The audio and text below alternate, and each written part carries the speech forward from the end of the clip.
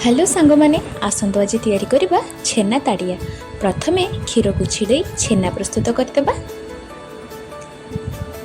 तापरे से छेना को गोटे जगह को छाणीदबा।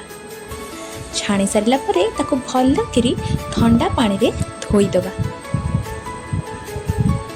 धोई सारिबा परे ताको ठंडा हवा पई गोटे जगह रे छाड़ीदबा।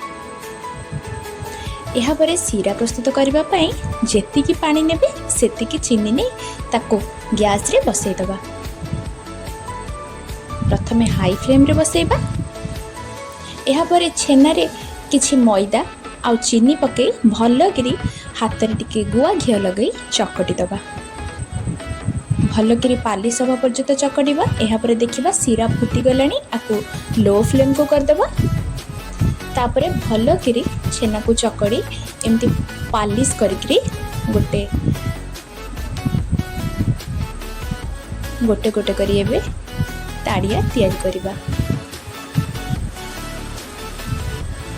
गोटे लीटर क्षीर रो पाखापाखी 15 टी खंडे एई साइज रो ताड़िया आपण प्रस्तुत करि परिबे। यहाँ पर किछि गुजराती गुंड करी से सीरा रे पकाई देबा बास्ना पई। तापरे ताड़िया छाणीबा पई प्रथमे कड़ाई रे तेल गरम करबा।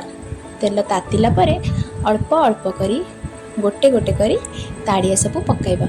मन रखिबे तेल जेमिति अधिक तातिला होई नथिबो नहले ताड़िया गुडी को पोड़ी जिवो।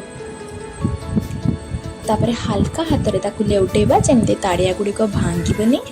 देखंतु केते सुंदर ताड़िया प्रस्तुत होई जाईछि। याको अब हमें प्लेट रे काढी देबा। तापरे पूर्वरु ठंडा होइथिबा सीरा रे एहा को पकाई देबा।